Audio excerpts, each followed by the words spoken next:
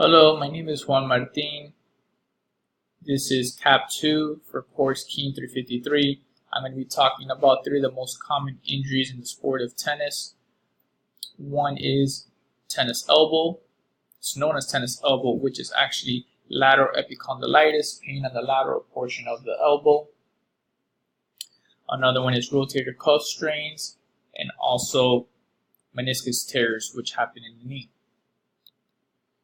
So beginning with tennis elbow, here's a picture of a professional tennis player, actually one of the best. Actually, he's ranked number 1 right now currently in the world. His name is Novak Djokovic. Last year and this year he struggled with tennis elbow, lateral epicondylitis, to the point where he had to have surgery. So what is tennis elbow? Tennis elbow is actually when you're having a lot of pain in the lateral portion of your elbow, which the tendons can become swollen and inflamed due to repetitive motion. Obviously, in the sport of tennis, you need to hit hundreds and thousands of tennis balls. Depending on also how you hold the racket, that can affect the pain you're having in your elbow due to mechanics. So this is something that can lead to surgery if it's not prevented with modalities such as electric stimulation, ice, or therapy. We're going on to the next slide, which I talk about. You can see here the mechanisms of injury of tennis elbow.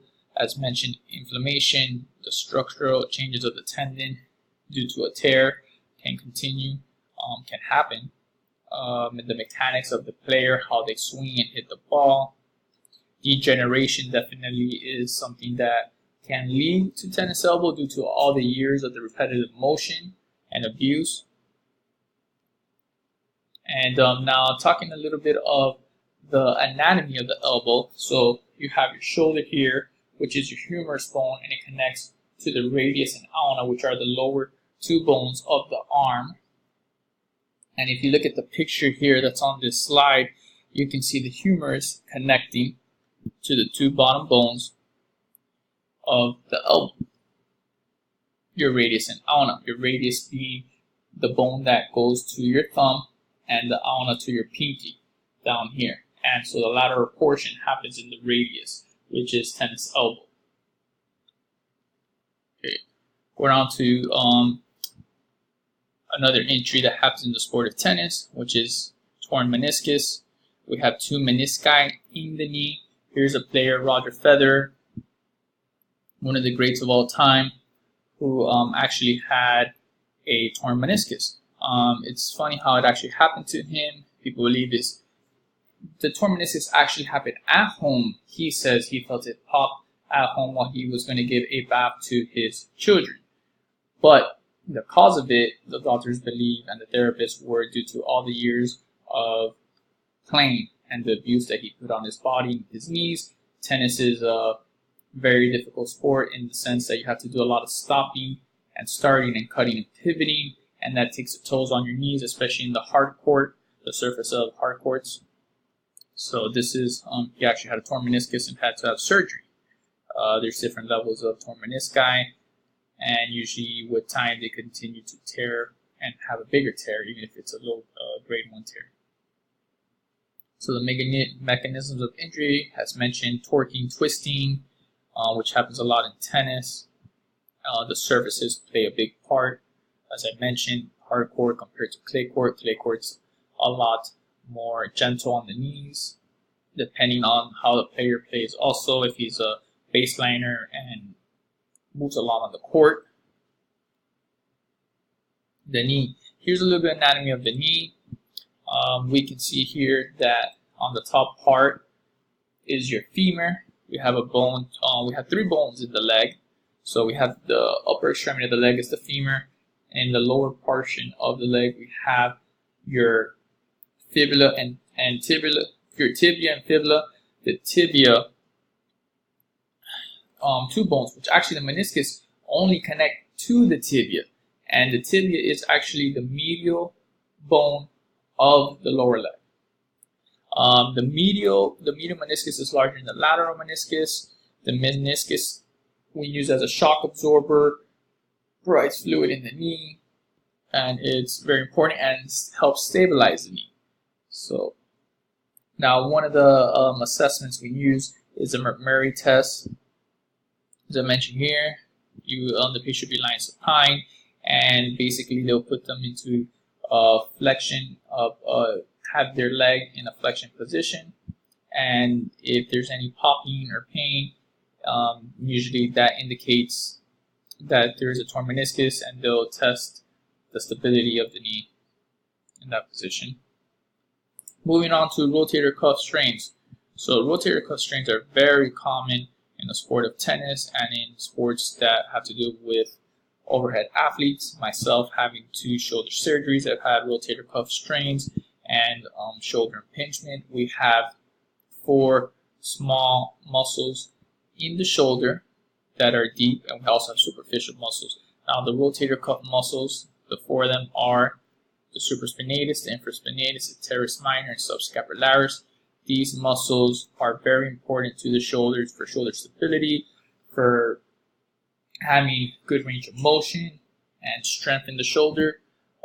You want to make sure that you strengthen these small muscles correctly and not overload them. So usually rotator cuff strains happen due to repetitive overhead motion. Here we have a picture of a tennis player, professional women's tennis player, Maria Sharapova, who has strains and led to also a couple shoulder surgeries. Usually some of the symptoms you feel is weakness in the shoulder, pain, actually lack of range of motion in either shoulder flexion or internal rotation, sometimes also external rotation, but usually internal rotation. And if rotator cuff strains are not dealt with, usually it's an acute injury, but it could lead to a tear in the rotator cuff, which would then lead to a shoulder surgery. Degenerative changes over time. The tendons, rotator cuff tendons and muscles can degenerate due to all the repetitive motion. That's why the strengthening exercises, working with a physiotherapist and athletic trainer, is very important. And impingement, actually shoulder impingement, rotator cuff strains can lead to impingement, and specifically shoulder impingement is actually swelling and inflammation of the supraspinatus tendon. So this could also lead to bursitis and tendonitis in the shoulder with the inflammation. Poor mechanics of serving causes a lot. As a tennis player we saw there, she had to change her serving motion, which caused a lot of rotator cuff pain. Assessments, you can maybe measuring, athletic trainers measure your range of motion of shoulder flexion, internal and external rotation, your GERD, which is also known as the range of motion of the shoulder.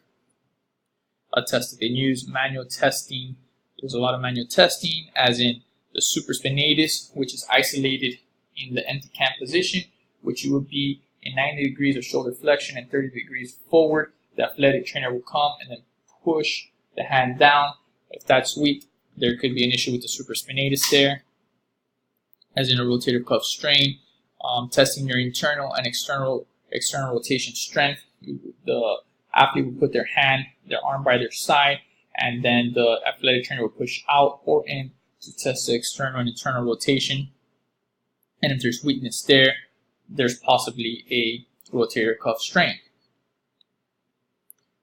So those are the 3 most common injuries in the sport of tennis, the assessments and mechanisms that you use to test them.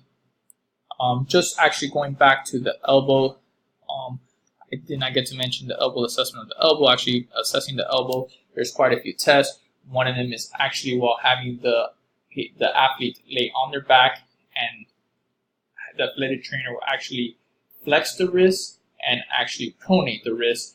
And if there's pain in the lateral aspect of the elbow, that would actually mean that they could have and be suffering from tennis elbow lateral epicondylitis. And so those are the preventions that we would take. Always having the athletic trainer prescribe specific exercises for that injury, using modalities as in ice is important, ultrasound, electrostimulation. But I believe basically the most important thing is the strengthening portion and the mechanics that the athlete uses to prevent these injuries. Thank you very much. Hope you liked the presentation, and those were the 3 injuries in tennis.